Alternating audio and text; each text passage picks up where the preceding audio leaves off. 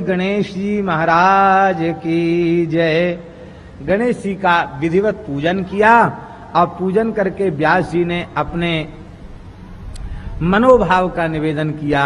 हे भगवान, आपके चरणों में हमारी प्रार्थना है, आप कृपा करके महाभारत ग्रंथ के लेखक बन जाइए। हे भगवान, मैं बोलता चला जाऊंगा क्योंकि मेरे अंतःकरण में, मेरी बुद्धि में पूरा ग्रंथ स्थित है। मैं बोलता चला जाऊंगा और आप उसको अपनी लेखनी से लिपिबद्ध करते चले जाइए, इसको लिखते चले जाइए। गणेश जी ने कहा कि हम लिखना स्वीकार कर तो रहे हैं, लेकिन सशर्त, बिना शर्त नहीं लिखेंगे। क्या शर्त है आपकी? बोले हमारी शर्त यह है कि लिखने का एक रोज का एक समय पक्का कर लो निश्चित कि इतने बजे से इतने बजे तक लिखेंगे, इतनी देर लिखेंगे। और महाराज, जहां हमारी लेखनी रुक जाएगी वहां क्या कि हम नहीं लिखेंगे। माने लगातार बोलते चले जाना, सोचने का अवसर हम नहीं देंगे। जहां मेरी लेखनी रुक जाएगी वहीं हम बंद कर देंगे। महाराज, महाभारत का लेखन अखंड हुआ है, दिनों रात चला महाभारत का लेखन। व्यास जी समाधि में स्थित होकर बोल रहे हैं और गणेश जी लगातार लिखते चले जा रहे हैं, बीच में विराम नहीं हुआ। व्यास जी भी तो व्यास जी हैं। नमोस्तुते व्यास विशाल बुद्धे। व्यास जी विशाल बुद्धि हैं। बोले गणेश जी महाराज, हमें आपकी शर्त स्वीकार है, किंतु हमारी भी एक प्रार्थना है। व्यासो गणेश जी का श्लोक बोल दें। श्रुत्वै तत्प्राह विघ्नेशो यदि मे लेखनी क्षणम लिखितो नावतिष्ठेत तदास्याम लेखको ह्यहम्। हमारी कलम रुक गई तो फिर हम नहीं लिखेंगे। हमारी कलम रुकना नहीं चाहिए, लगातार बोलते चले जाना। बीच में मत कहना कि हम थक गए, अब फिर आगे बाद में बताएंगे।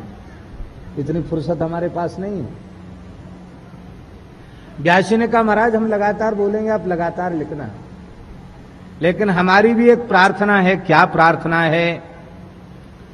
बोले व्यासोप्युवाच तम देवम अबुद्ध्वा मां लिख क्वचित।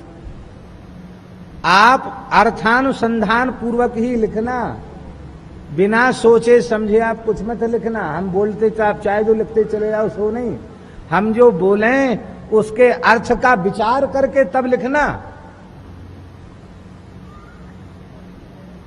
अब देखो, ऐसे कोई लिखता चला जाएगा तो वो जल्दी लिख लेगा, और जो बोल रहा है उसको उसका विचार करके लिखेगा तो उसकी गति धीमी हो जाएगी।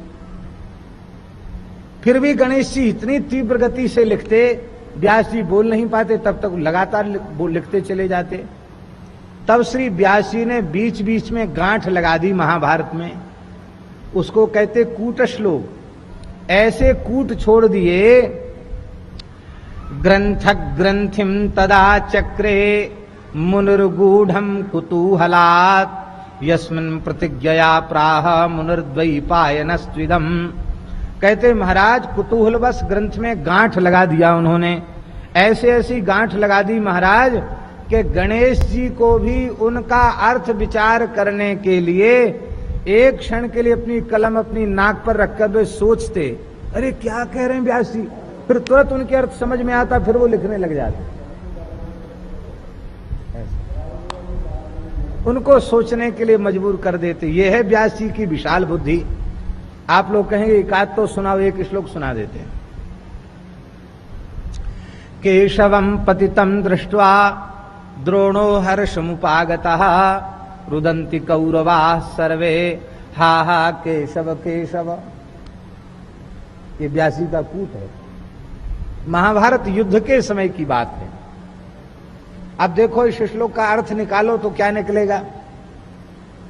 केशव, केशव माने कृष्ण, पतितम माने युद्ध की भूमि में श्री कृष्ण को धराशायी होता हुआ देखकर, गिरा हुआ देख करके द्रोणाचार्य बड़े खुश हुए।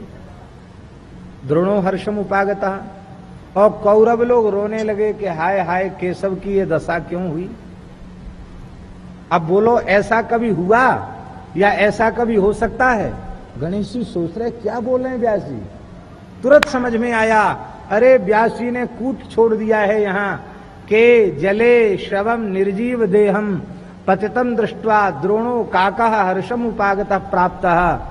हैं, इतना भयंकर युद्ध हुआ कि महाराज खून की नदी जैसी बह गई, उसमें एक मुर्दा जा रहा था बह करके, के माने जले, उस युद्ध के रुद्र रूप जल में, रक्त रूप जल में मुर्दा बह रहा था और उस पर कौआ बैठा जा रहा था, कुरेद कुरेद करके खा रहा था। और कौरव माने होता सियार, सियार बेचारे किनारे खड़े खड़े पछता रहे थे कि इतनी जोर से बह रहा है मुर्दा, किनारे पड़ा होता तो हम भी पेट भर लेते।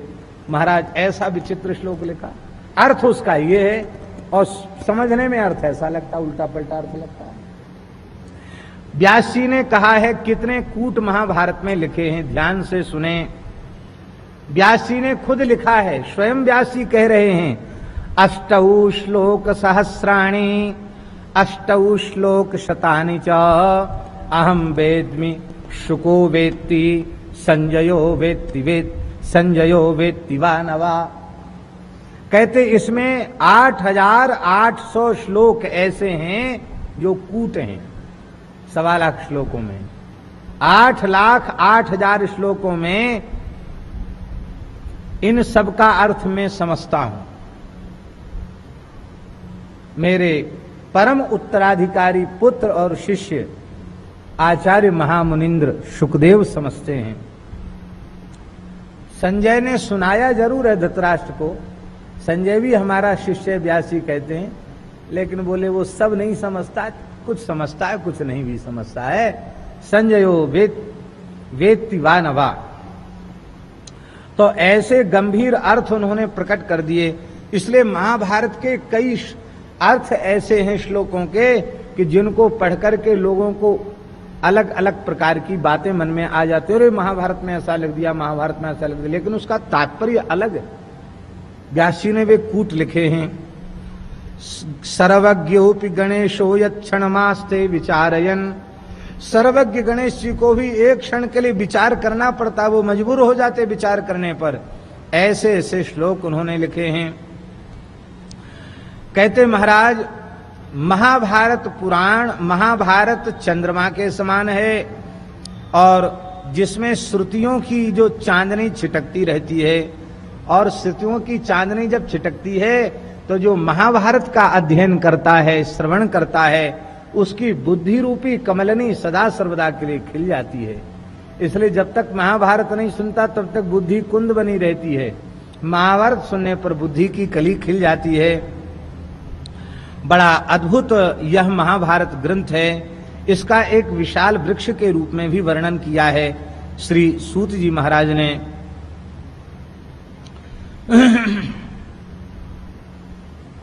ये अक्षय भारत वृक्ष है, इसका वर्णन किया है। महाभारत वृक्ष का बीज संग्रह अध्याय है, जड़ पौलोम और आस्तिक पर्व है, संभव पर्व इसका विस्तार है, और अरण्य पर्व जो है पक्षियों को रहने के लिए कोटर हैं। अरणी पर्व वृक्ष का ग्रंथ स्थल है। विराट पर्व उद्योग पर्व इसका सार भाग है।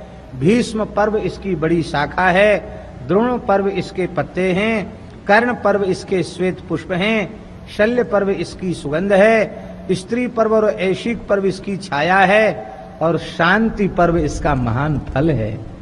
इसलिए केवल पूरा महाभारत न सुना जाए तो केवल शांति पर्व भी सुन लेने से विशेष लाभ हो जाता है। वैसे तो संपूर्ण ही सुनना चाहिए। शांति पर्व इसका महान फल है। अश्वमेध पर्व इसका महान अमृतमय रस है, और आश्रम वासिक पर्व बैठने का स्थान है, और मौसल पर्व इसकी शाखाओं का अंतिम भाग है, और ज्ञान विज्ञान और सदाचार से संपन्न ब्राह्मण इसका द्विजाति इसका सेवन करते हैं। संसार में जितने भी विद्वान होंगे, कवि होंगे, व्यास जी कहते हैं, उन सबका प्रेरक ग्रंथ महाभारत ही होगा। कहीं भी कोई लिखेगा उसकी प्रेरणा महाभारत से ही प्राप्त होगी। इतना विलक्षण ग्रंथ व्यास जी ने लिखा है। अब दूसरे वृक्ष के रूप में वर्णन कर रहे हैं। बोले ये भारत एक वृक्ष है और अविनाशी परमात्मा ही इसके पत्र पुष्प हैं। धर्म और मोक्ष यही इसके फल हैं और यही ये दिव्य वृक्ष है।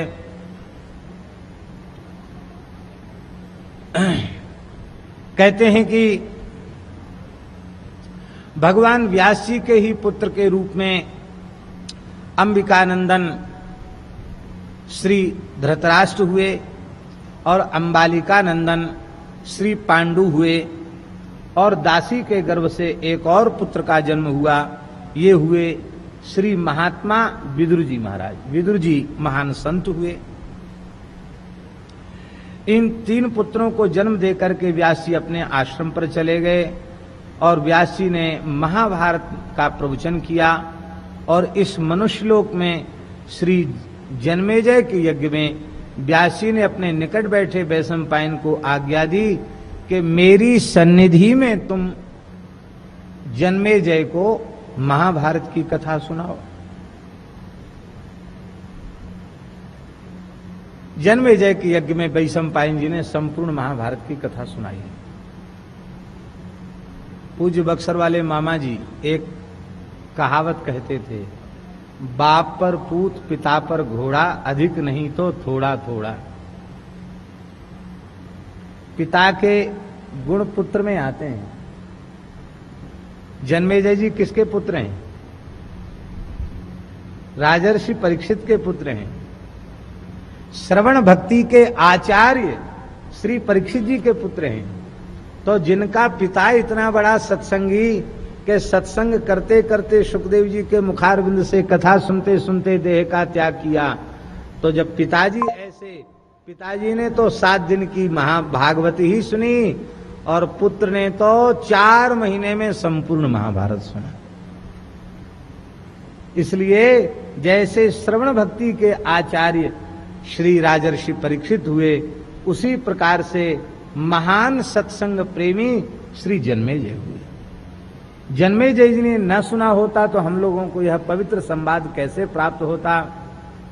भागवत की कथा में हम लोग श्री परीक्षित जी महाराज की जय और महाभारत की कथा में श्री जन्मेजय जी महाराज की, उनकी जयकार हम लोग बोलते हैं। वो इसके आचार्य हैं, श्रवण के आचार्य हैं, प्रधान यजमान वही हैं। इसमें विस्तार से कुरुवंश का वर्णन है, गांधारी की धर्मशीलता का वर्णन है, विदुर जी के महान ज्ञान का वर्णन है, कुंती के धैर्य का वर्णन है और महाराज जी एक विशेष बात लिखी है, भगवान श्री कृष्ण की महिमा का वर्णन है। महाराज जी हम आपको क्या कहें, महाभारत साक्षात भक्तमाल है, क्योंकि सभी पुराणों में भगवत चरित्र प्रधान है और इसमें भक्तों का चरित्र ही प्रधान है। भक्त कौन है? पांडव। तो पांडवों का चरित्र ही महाभारत में प्रधान है, इसलिए भक्त महात्म्य का पोषक ग्रंथ है महाभारत। हम समझते हैं कि व्यासकृत भक्तमाल ग्रंथ है महाभारत, इसलिए भक्तमाल को कोई सामान्य ग्रंथ मत समझना। हाँ, भक्त चरित्रों का वर्णन किया गया है। यह 1,00,000 श्लोकों का यह दिव्य ग्रंथ है, आद्य महाभारत, इसको समझना चाहिए। इसमें 24,000 श्लोकों की पृथक भारत संहिता भी बनाई, जिसको भारत संहिता कहते हैं, इसका भी वर्णन है। और महाराज जी मूल ग्रंथ जो व्यास जी ने बनाया था महाभारत का, 60 लाख श्लोक बनाए व्यास जी। कितने? 60 लाख श्लोकों का ग्रंथ बनाया। इन 60 लाख श्लोकों में 30 लाख श्लोकों का बंटवारा तो देवलोक में हो गया। 30 लाख श्लोकों वाला महाभारत स्वर्ग आदि लोकों में सुना जाता है, वहां कथा होती है। और 15 लाख श्लोकों वाला महाभारत, उसका पितृलोक में ऋषि लोग वर्णन करते हैं। और गंधर्व लोक में 14 लाख श्लोकों का पाठ होता है। कितने हो गए? 30 और 15 और 14 कितने हो गए?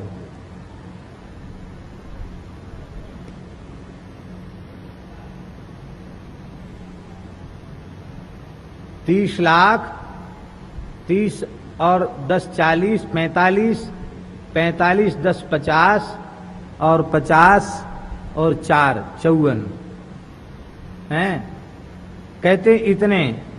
और 30 लाख श्लोक देवलोक में और 15 लाख पितृलोक में। कितने हो गए? 45 हो गए। और गंधर्व लोक में 14 लाख। कितने हो गए? 59 हो गए। कितना बचा? 1 लाख।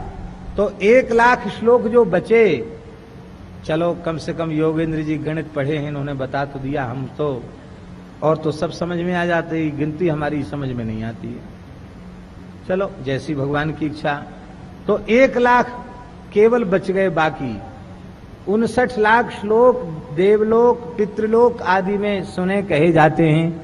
केवल 1 लाख श्लोक बचे हैं जो हम लोग कह सुनकर के अपनी वाणी को पवित्र कर रहे हैं। अब इससे विचार करें, महाभारत ग्रंथ कितना विराट ग्रंथ है, कितना विस्तृत ग्रंथ है।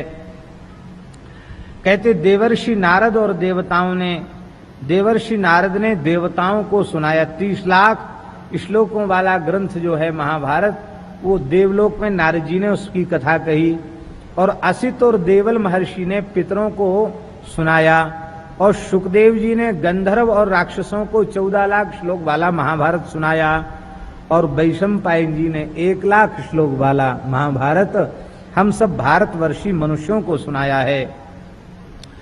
अब भैया ध्यान दें, महाभारत में 2 वृक्ष हैं। आप यदि सुनकर के विवेकशील हो तो एक अमृत वृक्ष का आश्रय ले लो, आपका जीवन सफल हो जाएगा। और आपको महाभारत सुनकर भी आपने विवेक पूर्वक यदि महाभारत को नहीं सुना तो आपको विष वृक्ष की प्राप्ति हो जाएगी। इसलिए पहले ही सावधान कर दिया गया पहले अध्याय में। ये श्लोक लिखने योग्य श्लोक है, बड़ा सुंदर श्लोक है। दुर्योधनो मन्युमयो महाद्रुमः स्कंधा कर्णः शकुनिस्तस्य शाखा दुःशासनः पुष्पफले समृद्धे मूलम राजा धृतराष्ट्रो मनीषी।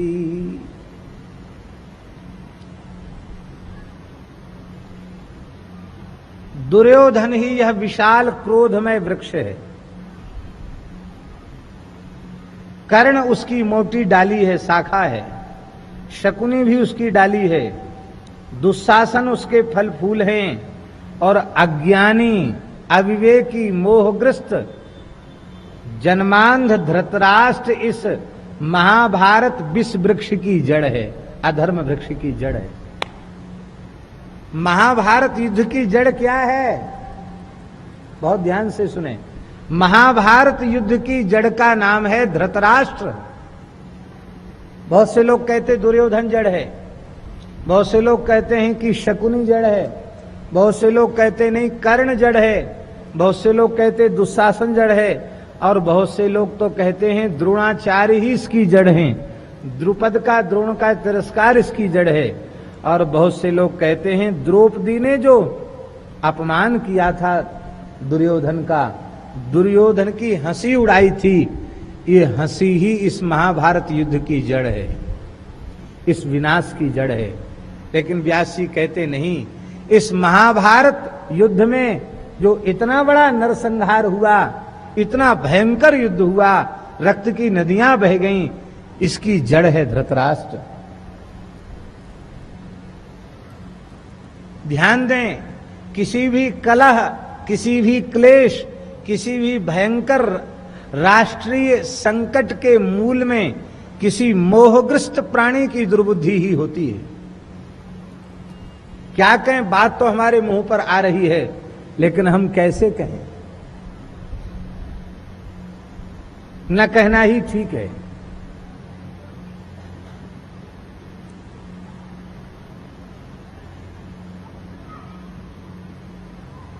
व्यक्ति विशेष के प्रति मोहग्रस्त होने के कारण भारतवर्ष की स्वतंत्रता परतंत्रता के रूप में बदल गई। देश का विभाजन हो गया। जिस गोरक्षा के प्रश्न पर स्वतंत्रता आंदोलन का आरंभ हुआ था, मंगल पांडे ने आरंभ किया था, महाराणा प्रताप शिवाजी से लेकर के, छत्रसाल से लेकर के महारानी लक्ष्मीबाई तक और आगे इस देश के महान क्रांतिकारियों तक, महात्मा गांधी तक, जिस क्रांति का बीज गोरक्षा की भावना रही है, संपूर्ण राष्ट्र में गोरक्षा हो, इसलिए हम देश की स्वतंत्रता चाहते थे। लेकिन 66-67 वर्ष हो जाने के बाद भी गोवध का कलंक भारत की धरती से नहीं मिटा। भारत की सीमाएं सुरक्षित हो गईं, भारत माता का अंग छिन्न भिन्न हो गया। बड़ी तेजी से इस देश में धर्मांतरण हो रहा है। कहां तक कहें, हमारे देश की आत्मा, गंगा यमुना आदि पवित्र नदियां दूषित हो गई। गोवंश का संहार हो रहा है। केवल भारतवर्ष के ही नहीं, इस धरती की मानव जाति के परम परम आदर्श भगवान श्री राम आज भी तंबू के नीचे विराजमान है। उनके भव्य मंदिर का निर्माण नहीं हो पा रहा है। पौराणिक ऐतिहासिक जिसकी गरिमा महिमा का प्रतिपादन किया गया है, उस राम सेतु को भी नष्ट करने का कुचक्र किया गया। इस भयंकर विषैली व्यवस्था, जहरीली व्यवस्था जिसका दुष्परिणाम हम लोग भोग रहे हैं, बहुत अधिक कहने की आवश्यकता नहीं है। इसके मूल में किसी व्यक्ति विशेष के प्रति मोह के कारण ही ये दशा इस देश की हुई। नारायण यही बात भगवान व्यास कह रहे हैं। इस महाभारत में जो विनाश हुआ है, इस विनाश का मूल धृतराष्ट्र है। धृतराष्ट्र ने अपने पुत्रों के प्रति पक्षपात न किया होता, मोह न किया होता, तो यह भयंकर दुष्परिणाम नहीं आता। देखिए, दुर्योधन को एक विशेषण दिया व्यास जी ने, क्रोधमयो दुर्योधनो मन्युमयो महाद्रुमः। ये क्रोधमय वृक्ष है दुर्योधन, क्रोधमय वृक्ष है। इसका मतलब है दुर्योधन मूर्तिमान क्रोध है। क्रोध से ही द्वेष पैदा होता है, द्वेष से असूया आदि दुर्गुण उत्पन्न हो जाते हैं, और कर्ण, शकुनी और दुशासन इसी क्रोध से एकात्मता के भाव के कारण उत्पन्न होते हैं। इसी के चट्टे बट्टे तो हैं ये सब, और सबकी जड़ है धृतराष्ट्र, अज्ञानी। यह अपने मन को बस में नहीं रख पाता। अपने पुत्रों की आसक्ति में अंधा होकर इसने दुर्योधन को अवसर दिया, बढ़ावा दिया, जिससे उसकी जड़ मजबूत हो गई। यदि बचपन में ही दुर्योधन को यह बस में कर लेता तो यह दशा नहीं आती, लेकिन हमेशा दुर्योधन को बढ़ावा दिया। हम आपको क्या कहें, किन शब्दों में कहें। जिस समय द्रौपदी को सभा में निर्वस्त्र किया जा रहा था, जिस समय शकुनी छल पूर्वक पांसे फेंक रहा था, उस समय अपने निकट बैठे मंत्रियों सेवकों से, संजय से पूछते थे धृतराष्ट्र, संजय विजय किसकी हो रही है, मेरे पुत्रों की हो रही कि मेरे पुत्र के शत्रुओं की? ये बुद्धि थी उसकी। आप विचार करें, पांडवों के गुणों को देखकर धृतराष्ट्र ने ईर्ष्या की और भीमसेन को विष धृतराष्ट्र की जानकारी में दिया गया था। पांडवों को लाक्षागृह में जलाया, धृतराष्ट्र की जानकारी में गया था। धृतराष्ट्र उसकी योजना में थे। बस एक ही बात का मोह था, प्रजा धर्मराज युधिष्ठिर को चाहती है, मेरे बेटे को तो सब नालायक समझते हैं, मेरा ही बेटा गद्दी पर बैठना चाहिए, मैं बड़ा हूं, अंधा हुआ तो क्या, दुर्योधन ही ठीक। ये बात बस बोल।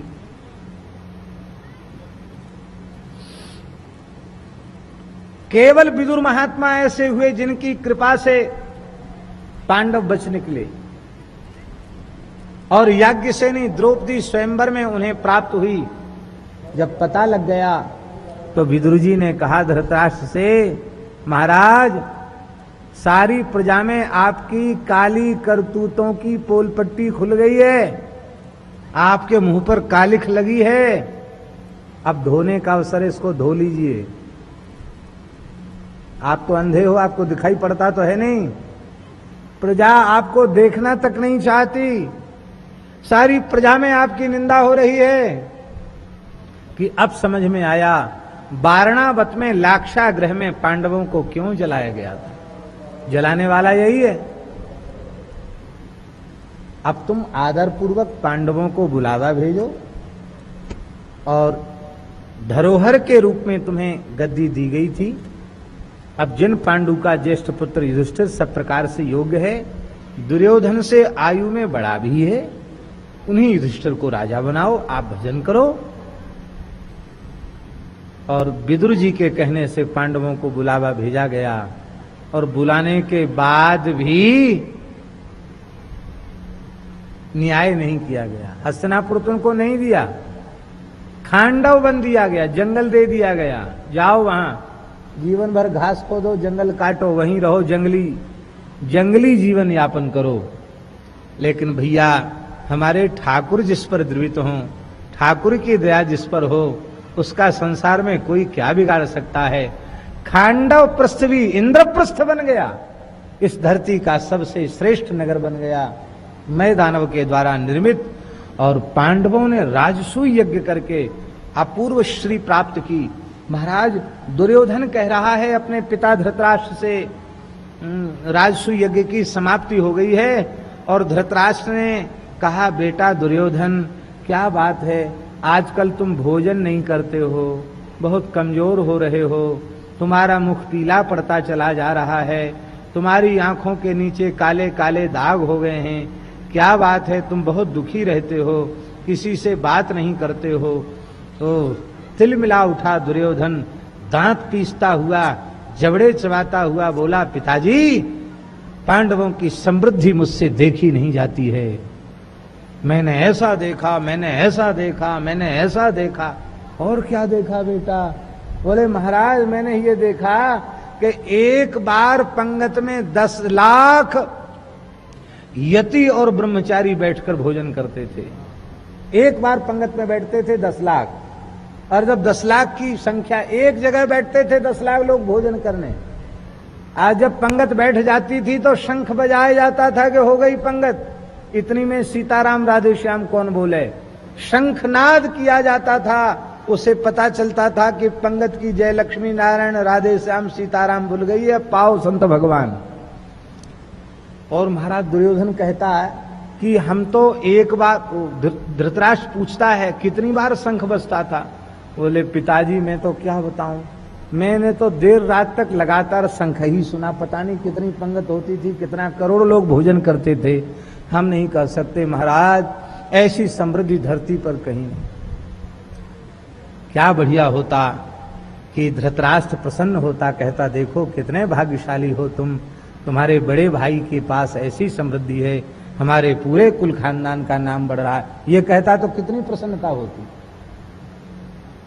लेकिन लंबी लंबी श्वास लेने लग गया धृतराष्ट्र, बेटा क्या कहें, मैं अंधा हूं, प्रारब्ध मेरा साथ नहीं देता है, तुम भी ऐसे ही हो, अब इस बुढ़ापे में सहारा शकुनी है, बुरा मत मानना, अपनी घरवाली के भाई को आने पर भोजन करा दो, पूड़ी हलवा कुछ खिलाना हो खिला दो, 1 दिन 2 दिन रहे ठीक है, वो शकुनी जैसे बुरिया बिस्तर लेके घर में रहने आवे तो हाथ जोड़ लेना,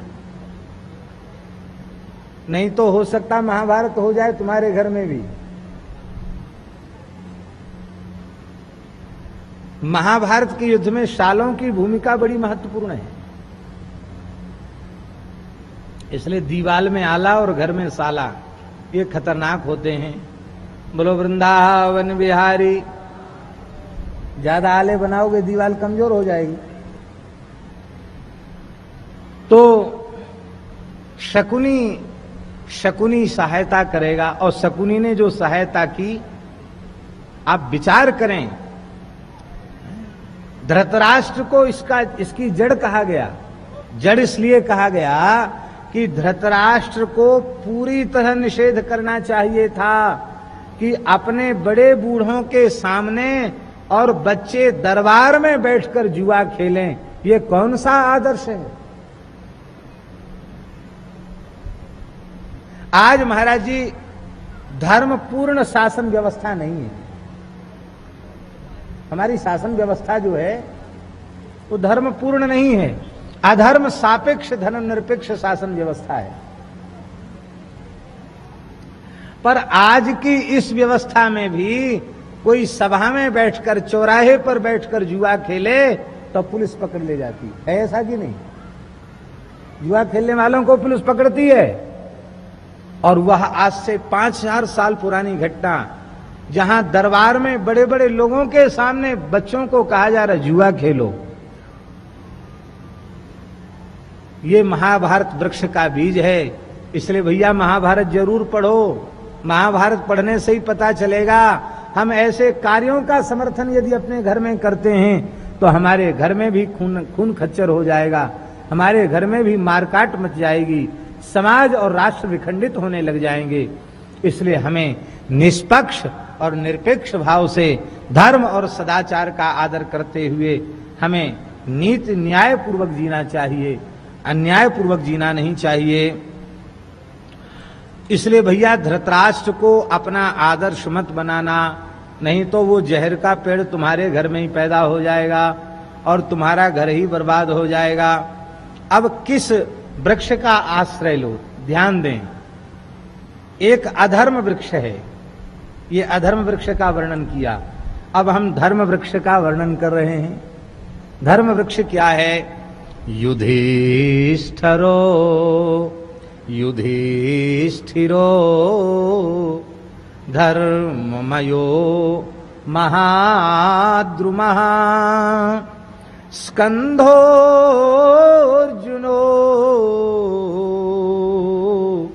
भीमसेनोऽस्य शाखा माद्रीसुतौ पुष्पफले समृद्धे मूलम कृष्णो ब्रह्म च ब्राह्मणाश्च।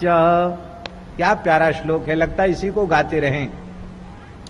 ये धर्म में वृक्ष युधिष्ठिर हैं। युधिष्ठिरो धर्ममयो महाद्रुमः। ये महान धर्म में वृक्ष हैं। इसके मोटी मोटी शाखाएं कौन हैं? बुर्ज अर्जुन और भीमसेन इसकी समर्पित शाखाएं। देखिए मूल जो तना होता है, उस तने से जो मुख्य शाखाएं जाती हैं उनको प्रधान शाखा कहते हैं। तो युधिष्ठिर रूपी धर्म वृक्ष की दो शाखाएं हैं, एक का नाम है भीमसेन, एक का नाम है अर्जुन। शाखा कभी मूल से पृथक नहीं, मूल के ही आश्रित रहती है। संपूर्ण महाभारत में आपको यह देखने को मिलेगा कि महान पराक्रमी होते हुए भी महाबली भीमसेन, अतुलित बली भीमसेन, गांडीवधारी अर्जुन, ये ऐसे समर्थ महापुरुष दोनों महाबली कि चाहे तो देवलोक को भी पराजित कर दें। पर ये दोनों लोकपाल दिक्पालों को भी पराजित करने की सामर्थ्य रखने वाले भाई सदा युधिष्ठिर के आश्रित रहे। युधिष्ठिर का जो मन हुआ वही इन्होंने किया, अपने मन से कुछ नहीं किया। आहा, क्या करें, हमको तो बहुत से प्रसंग इस समय बुद्धि में आ रहे हैं। कैसा आश्रय है अर्जुन का, कैसा आश्रय है भीमसेन का। महाभारत में वर्णन है जब उत्तराखंड की यात्रा के समय द्रौपदी मूर्छित होकर के गिर गई। नकुल सहदेव छोटे हैं, सुकुमार हैं, वे भी बेहोश होकर के कटे हुए वृक्ष की तरह पड़े हैं। अर्जुन इस दशा को, अपने भाइयों की, द्रौपदी की दशा को देखकर अर्जुन भी रो रहे हैं। भीमसेन सावधान है, युधिष्ठिर धीर गंभीर होकर के बैठे हैं। हिमपात हो रहा है, बर्फ गिर रही है, शीतलहर चल रही है, शरीर पर कपड़ा नहीं है इनके, हिमालय में आरक्षित पड़े हुए हैं, लगता आज मृत्यु हो जाएगी। और उस समय भीमसेन ने कहा, भैया आप धर्म धर्म चिल्लाते हैं, हमारी तो यही समझ में नहीं आता ये धर्म है किस काम की वस्तु। जो अधर्मी हैं, जो अन्यायी हैं, जो अत्याचारी हैं, जिन्होंने हमारे अधिकार का हनन किया है, वे पापी दुर्योधन, दुशासन आदि राजमहलों में गुलछर्रे उड़ा रहे हैं। और जिस द्रौपदी का जन्म अग्नि के कुंड से हुआ, आज उसकी यह दशा। हमारी माता माद्री के पुत्र छोटे छोटे अति सुकुमार नकुल सहदेव की यह दशा। भैया जी, आपका हृदय लगता है वज्रसार का बना हुआ है, फौलाद का बना हुआ है, इसको देख करके आप द्रवित नहीं होते। अर्जुन रो रहा है, ऐसे समर्पित भाइयों को प्राप्त करके आप जंगल में कष्ट भोग रहे हैं। अरे बलशाली व्यक्ति तो धर्म का निर्माण अपने पुरुषार्थ के बल से करता है। हमें आज्ञा दीजिए, हमें किसी सेना की और किसी सहायता की आवश्यकता नहीं। मैं भीमसेन अकेले 100 कौरवों को समाप्त करने का साहस रखता हूं। सारे धरती के वीरों के लिए गांडीवधारी अर्जुन पर्याप्त हैं, मुझे आज्ञा दीजिए। क्षमा की निंदा की है भीमसेन ने, दया की निंदा की है। का जो ज्यादा क्षमा करते हैं उनके नौकर भी उनके सिर पे चढ़ जाते हैं। इसलिए आप दया क्षमा को अब थोड़ा अच्छी चीज है, ठीक है, समय से स्वीकार कीजिएगा, भी थोड़ा लंबी डंडोत कीजिए इनको। मुझे आज्ञा दीजिए। गर्मा गर्मी में भीमसेन आवेश में जोर से बोल रहे हैं। अर्जुन भी सावधान हो गया, नकुल सहदेव भी जग गए, द्रौपदी भी जग गई, ओला बरसना भी बंद हो गया। भीमसेन की बात का सबने समर्थन किया, भीमसेन ठीक कह रहे हैं। द्रौपदी ने भी समर्थन किया। अब उत्तर किसको देना है? युधिष्ठिर को। युधिष्ठिर ने कहा, जो धर्म का आचरण सुख की आशा को लेकर करता है वो स्वार्थी है, वो धर्मात्मा नहीं है। हम किसी विपत्ति अथवा किसी लोभ लालच के कारण धर्म का आचरण नहीं करते हैं। धर्म ही नित्य है और इस शरीर को प्राप्त होने वाले सुख दुख अनित्य हैं। इसलिए हम अनित्य की उपेक्षा करके नित्य धर्म का पालन, अपना जीवन का मार्ग तय करना चाहता है। यदि तुम हमारे सहयोगी बनना चाहते हो तो तुम्हारा स्वागत है, और यदि तुम्हारे मन में ये बात नहीं है तो फिर हम तुम्हें स्वतंत्र कर रहे हैं, तुम्हारी जो इच्छा हो सो करो। इतना सुनते भीमसेन ठपक ठपक कर रोने लग गए, चरणों में गए। भैया, आप जैसा महापुरुष जो तीनों लोकों पर शासन करने के लायक है, उसे कष्ट पाते देख करके मेरा हृदय व्याकुल हो गया था। द्रौपदी और अपने भाइयों की दशा को देखकर मेरा हृदय व्याकुल हो गया था। इसलिए मैंने प्रेम के आवेग में कह दिया, आप यदि जंगल में प्रसन्न हैं, इस हिमपात में प्रसन्न हैं, तो हम आपके चरणों को छोड़कर जाने वाले कहीं नहीं हैं। हम सदा सर्वदा आपके चरणों में रहने वाले हैं। हमारा धर्म, हम ना धर्म जानते हैं ना न्याय जानते हैं, हम केवल आपको जानते हैं। आपकी आज्ञा का पालन ही हमारा धर्म है। सबने क्षमादान की, क्षमा याचना की है। महाराज, ये है इस प्रकार से जो अपने जीवन को किसी धर्मात्मा महापुरुष के कर कमलों में समर्पित कर देगा, उसका जीवन धन्य हो जाएगा। इसलिए हमारे महापुरुष कहते हैं, मनुष्य, पूज्य पंडित श्री गया प्रसाद जी महाराज कहते थे, बाबा सरकार, गिरिराज जी वाले बाबा सरकार, यदि साधक याई जन्म में अपनो परम कल्याण चाहे तो काउ धर्मनिष्ठ सदाचारी महापुरुष के हाथन में अपने आप को बेच दे। अपनी इच्छा से कुछ न करे, वे जो आज्ञा दें सो करे, बस इतना काम कर ले तो उसका कल्याण निश्चित है। ये विशेष बात है। इसलिए इस वृक्ष की शाखा अर्जुन और भीमसेन हैं। और महाराज जी इसके पुण्य फल कौन हैं? बोले नकुल और सहदेव इसके पवित्र फल हैं, समर्पित फल हैं। और महाराज जी इस धर्म वृक्ष की जड़ कौन है?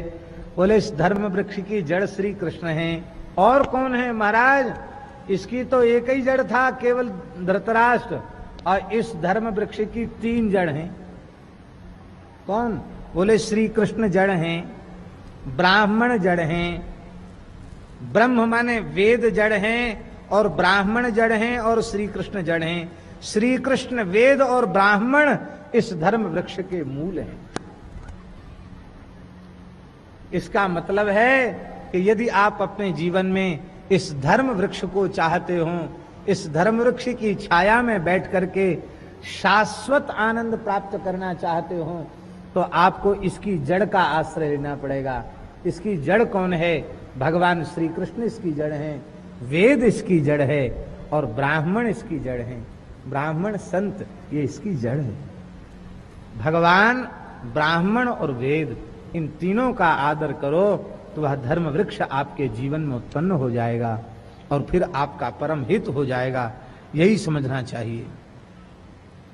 इसका तात्पर्य है कि युधिष्ठिर धर्म है, शमदम सत्य अहिंसा आदि धर्म की मूर्ति है, और अर्जुन भीम इनको शाखा बताया गया, माने ये युधिष्ठिर के स्वरूप ही हैं। शुद्ध सत्वमय ज्ञान विग्रह सच्चिदानंद घन श्री कृष्ण इसके मूल हैं।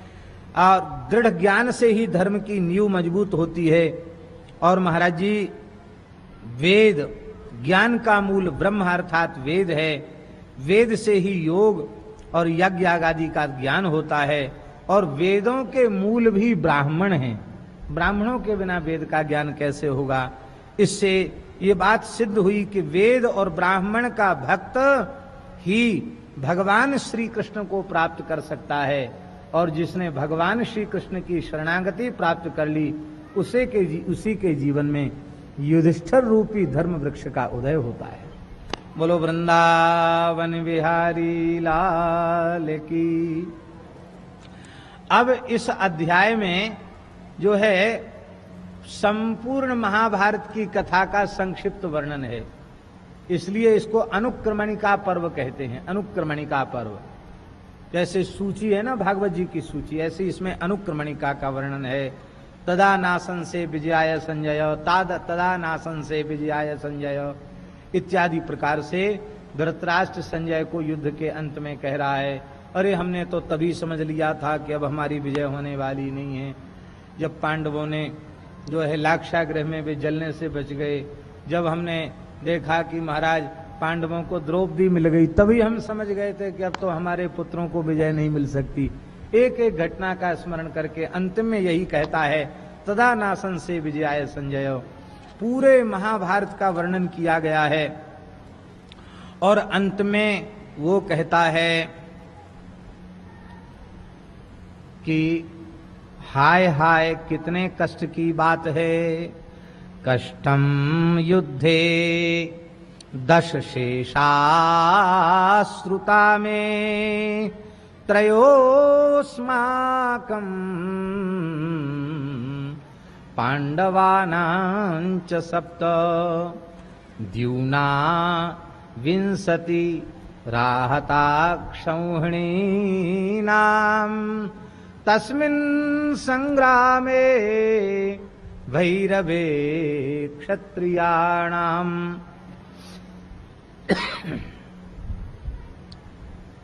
हाय हाय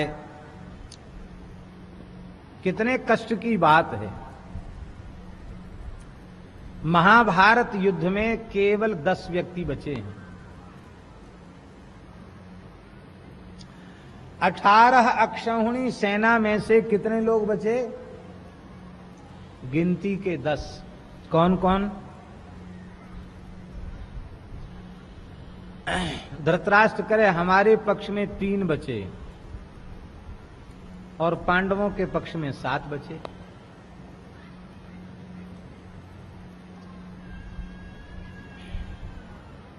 कृपाचार्य, अश्वत्थामा और कृतवर्मा, ये 3 बचे हैं कौरवों के पक्ष में और 7 बचे हैं पांडवों के पक्ष में। 7 में 5 पांडव, 5 हो गए, 6ठे सात्यकी हो गए, भगवान श्री कृष्ण के परम प्रिय पार्षद सात्यकी, और 7 में हो गए भगवान श्री कृष्ण।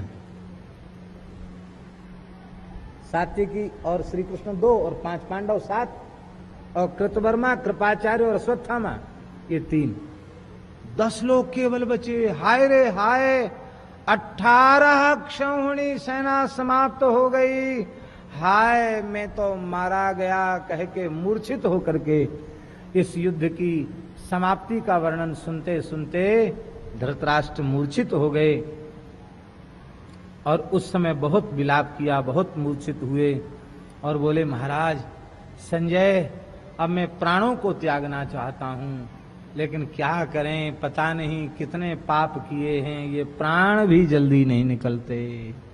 हाय हाय, 100 पुत्र थे मेरे, 100 में से एक भी पानी देने वाला नहीं बचा। भीमसेन ने 100 के 100 काल कवलित कर दिए। अब मुझे जीवित रहने का कोई आधार प्राप्त नहीं होता है। उस समय संजय ने उन्हें समझाया है और समझाने के बाद कहा, महाराज आपने इतनी कथाएं सुनी हैं, उन कथाओं, वे कथाएं किस काम में आवेंगी? इसी काम में लीजिए। आपने गीता भी सुनी है, तो गीता का ज्ञान भी इसी समय लीजिए अपने काम में। और तो अब क्या हो सकता, आप अपने लड़कों के लिए रो रहे हैं, ये ठीक नहीं है, क्योंकि तब पुत्रा दुरात्मानः प्रतप्ताश्चैव मन्युना लुब्धा दुर्वृत्त भूयिष्ठा नतान शोचितुमर्हसि।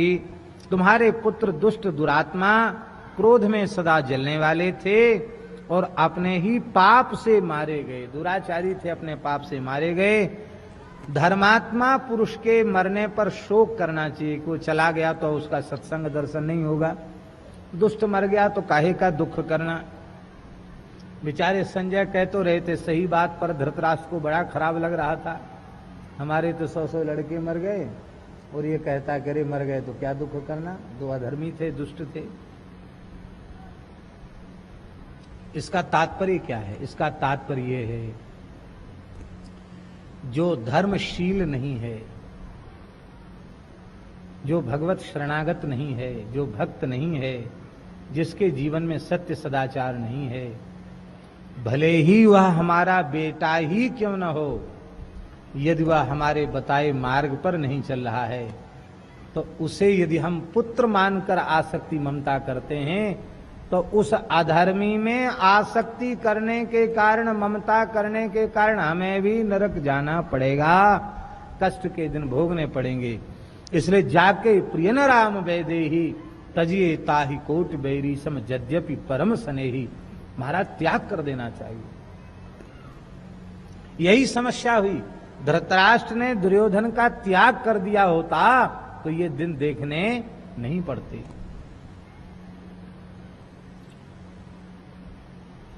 हे राजन, कालः सुप्तेषु जागर्ति कालो हि दुर्तिक्रमः कालः सर्वेषु भूतेषु चरत्यविधृतः समः। हे राजन, मनुष्य जब सुसुप्ति की अवस्था में रहता है, इंद्रियां और मन की वृत्तियां भी सोई हुई रहती हैं, उस समय भी काल सोता नहीं है, काल जगता है। काल की गति का कोई उल्लंघन नहीं कर सकता। संपूर्ण प्राणियों में बिना रोक टोक के काल अपनी क्रिया करता है। सृष्टि में जितने पदार्थ हो चुके हैं, सृष्टि में जितने पदार्थ होंगे और सृष्टि में जितने पदार्थ विद्यमान हैं, वे सबके सब काल की रचना है। समय पर पैदा होते और समय पर नष्ट हो जाते हैं। इसलिए काल की गरिमा महिमा को समझ करके मनुष्य का धर्म है कि वो सावधान हो जाए। श्री वृंदावन बिहारी लाल की। भारताध्ययनं पुण्यम अपि पादमधीयतः श्रद्धानस्य पूयन्ते सर्व पापान्यशेषतः। कहते श्रद्धा पूर्वक महाभारत के चौथाई श्लोक का भी कोई नित्य पाठ करे तो वह संपूर्ण पापों से मुक्त हो जाता है। देवता, ब्रह्मर्षि, पितृर्षि, यक्ष सबके चरित्रों का इसमें वर्णन है। और भगवान वासुदेवश्च कीर्त्यतेत्र सनातनः सही सत्यमृतम चैव पवित्रम पुण्यमेव च। विशेष रूप में भगवान श्री कृष्ण की महिमा का महाभारत में विशेष गायन है। वह श्री कृष्ण ही सत्य हैं, वही अमृत हैं, वही पवित्र हैं और वही मूर्तिमान धर्म विग्रह हैं, अत्यंत पुण्य स्वरूप हैं, शाश्वत परब्रह्म सनातन ब्रह्म ज्योति हैं। उन्हीं के दिव्य कर्मों का और उनके महात्म्य का वेदों ने वर्णन किया है। वो भगवान इतने बड़े होने पर भी अपने भक्तों से कैसा प्रेम करते हैं, ये बात यदि समझनी हो तो व्यास जी कहते महाभारत पढ़ना चाहिए। भगवान का अपने भक्तों से कितना प्रेम है ये जानना हो तो महाभारत पढ़ना चाहिए। कितनी प्यारी बात। इसलिए महाराज जी हमारे भक्तमाल के टीकाकार प्रियादास जी ने भगवान की परिभाषा क्या दी? वही भगवंत संत प्रीति को विचार करे, धरे दूरी ईसिताहू पांडुन सो करी है। वही भगवंत।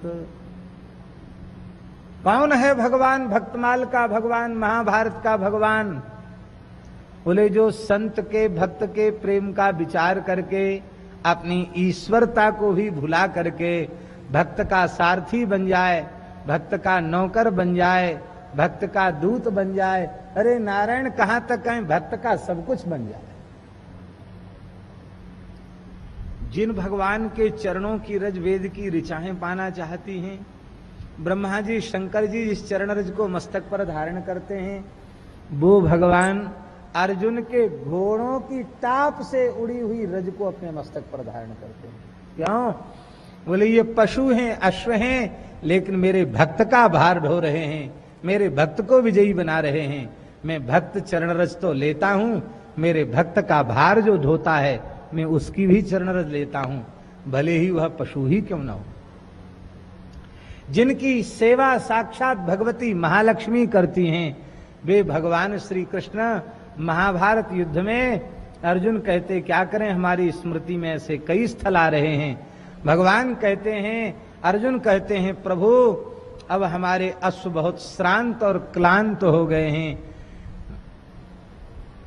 अब ये आगे बढ़ नहीं सकते, इतने जल्दी दूसरा रथ लाया नहीं जा सकता, प्रभु इनको विश्राम मिलना बहुत जरूरी है। भगवान कहते मैं तो नौकर हूं आपका, आज्ञा करो। तुरंत बाणों का परकोटा बना देते हैं, खोद करके बाणों से जल प्रकट कर देते हैं अर्जुन। भगवान तुरंत रथ से खोल करके अपने पीतांबर से घोड़ों की मालिश करते हैं। लक्ष्मी जी जिनके चरण दबाती हैं, वे भगवान अर्जुन के घोड़ों की मालिश करते हैं, उनको थोड़ा टहलाते हैं, जल पिलाते हैं, फिर रथ में जोतते हैं। कहते बस अब तैयार हैं, कहो कहां ले चलें। बोलो भक्तवत्सल भगवान की। भगवान का अपने भक्तों के प्रति ऐसा प्रेम है। भैया महाभारत में सब समझ में आ जाता है, सत क्या है, असत क्या है। सत पांडव हैं, असत दुर्योधन आदि हैं। यदि उन्हें आप अपना आदर्श मानेंगे तो आपका विनाश हो जाएगा। युधिष्ठिर को आप अपना आदर्श मानेंगे तो आपका मानव जन्म सफल हो जाएगा। ये सारी बात महाभारत में आई है। कहते श्रद्धा पूर्वक जो सावधान होकर इस अध्याय का सेवन करता वह पाप से मुक्त हो जाता है। इस अनुक्रमणिका अध्याय को सुनने से संपूर्ण महाभारत के सुनने का फल मिलता है। महाराज जी कहते संपूर्ण वेदों को श्री व्यास जी ने मथा, और मथने के बाद जो मक्खन निकला उस मक्खन का नाम है महाभारत। और इस मक्खन को खाने वाले माखन चोर ठाकुर जी हैं, ये भगवान को अत्यंत प्रिय है। कहते जैसे दूध में दही और दही से माखन श्रेष्ठ है, ऐसे ही महाभारत श्रेष्ठ है। जैसे दो पैर वाले मनुष्यों में द्विपदाम ब्राह्मणों यथा, दो पैर वालों में ब्राह्मण श्रेष्ठ है, दूध में मक्खन श्रेष्ठ है, और वेदों में जो आरण्यक भाग है, उपनिषद है, वह श्रेष्ठ है, और औषधियों में अमृत श्रेष्ठ है। जैसे सरोवरों में समुद्र श्रेष्ठ है, और गौर वरिष्ठा चतुष्पदाम, इस संसार के जितने प्राणी हैं उन समस्त प्राणियों में व्यास जी कहते गाय श्रेष्ठ है। दो पैर वालों में ब्राह्मण श्रेष्ठ है, और चार पैर वाले जितने प्राणी हैं उनमें गौ माता श्रेष्ठ है, साक्षात भगवान की विभूति है। उसी प्रकार से जितने धर्म ग्रंथ हैं उन समस्त धर्म ग्रंथों में महाभारत सबसे श्रेष्ठ है। हाँ भैया ध्यान से सुन लो, पितरों का श्राद्ध हो रहा हो, उसमें कोई महाभारत का एक अध्याय भी पढ़ करके सुना दे तो पितरों का श्राद्ध अक्षय तृप्ति कारक हो जाता है, उनको अक्षय तृप्ति मिल जाती है। इतनी महाराज इसकी महिमा है। व्यास जी कहते हैं जिसने महाभारत नहीं पढ़ा वो वेदों के प्रति अन्याय करेगा, वो वेदों के स्वरूप को छिन्न भिन्न करेगा। इसलिए वेदों के तात्पर्य को समझने के लिए महाभारत का श्रवण करना बहुत जरूरी है। इतिहास पुराणाभ्याम वेदम समुपबृंहयेत् विवेच्यल्पश्रुताद् वेदो मामयं प्रहरिष्यति कार्ष्णं वेदमिमं विद्वान् श्रावयित्वार्थमश्नुते। कहते इसको सुनने वाले को तो सब कुछ मिल ही जाता है, हमारे लिए भी बहुत अच्छी बात लिखी है। कहते जो इसको सुनाता है उसके सारे मनोरथ पूर्ण हो जाते हैं। बोलो भक्तवत्सल भगवान की। सब लोग ध्यान से सुन लो, और आज सुन के जाना तो घर में जाके सबको बताना महाराज इतना महत्व है महाभारत की कथा का। आज इस देश में सबसे भयंकर पाप हो रहा गर्भ हत्या का, भ्रूण हत्या जैसा भयंकर पाप हो रहा गर्भ हत्या, जो ब्रह्म हत्या से भी बढ़कर के है। एक सज्जन ऋषिकेश में बोल रहे थे, बोले महाराज यदि आप लोग निश्चय कर लें कि जिस घर में किसी भी प्रकार से भ्रूण हत्या भई हो उस घर का पानी नहीं पिएंगे तो शायद ऐसे घर देश में मिलना कठिन हो जाए। इतने बड़े पैमाने पर गर्भ हत्या जैसा भयंकर पाप इस देश में हो रहा है। कभी भी गर्भ हत्या जैसे पाप में प्रवृत्त नहीं होना चाहिए, गर्भ नष्ट नहीं करना चाहिए। कथनचित किसी व्यक्ति के द्वारा जाने अनजाने किसी विशेष परिस्थिति में भ्रूण हत्या जैसा पाप हो गया हो, वो भी महाभारत सुन ले तो उसके भ्रूण हत्या का पाप नष्ट हो जाएगा। बस शर्त यह है कि द्वारा जीवन में फिर वह पाप न करे, उसके भ्रूण हत्या का पाप नष्ट हो जाएगा। नहीं महाराज भ्रूण हत्या का बड़ा भयंकर पाप का वर्णन किया गया है। कहते जो नित्य इसको सुनता है, इस आर्ष ग्रंथ को श्रद्धा पूर्वक सुनता है, कहते मान लो उसने सारे साधन संपन्न कर लिए, वह दीर्घायु प्राप्त करता है, कीर्ति और स्वर्ग प्राप्त करता है। एकतश्चतुरो वेदान भारतम चेतदैकतः, एक और चारों वेद और एक और महाभारत। पुरा किल सुरैः सर्वैः समेत्य तुलया धृतम् चतुर्भ्यः सरहस्येभ्यो वेदेभ्यो यदिकं यदा। देवताओं ने ब्रह्मा जी की सन्निधि में एक पल्ले पर संपूर्ण शास्त्रों को रखा था, एक पल्ले पर महाभारत को रखा था, लेकिन महाभारत संपूर्ण सांगोपांग रहस्ययुक्त शास्त्रों से भी महाभारत सबसे श्रेष्ठ सिद्ध हुआ। कहते महत्वेच गुरुत्वेच ध्रीमाणम यतोधिकम। तराजू पर सबसे महत्व और सबसे गुरुत्व इसमें सिद्ध हुआ। इसलिए जो हम श्लोक बोल रहे थे भगवान की दया से आ ही गया। महत्वात्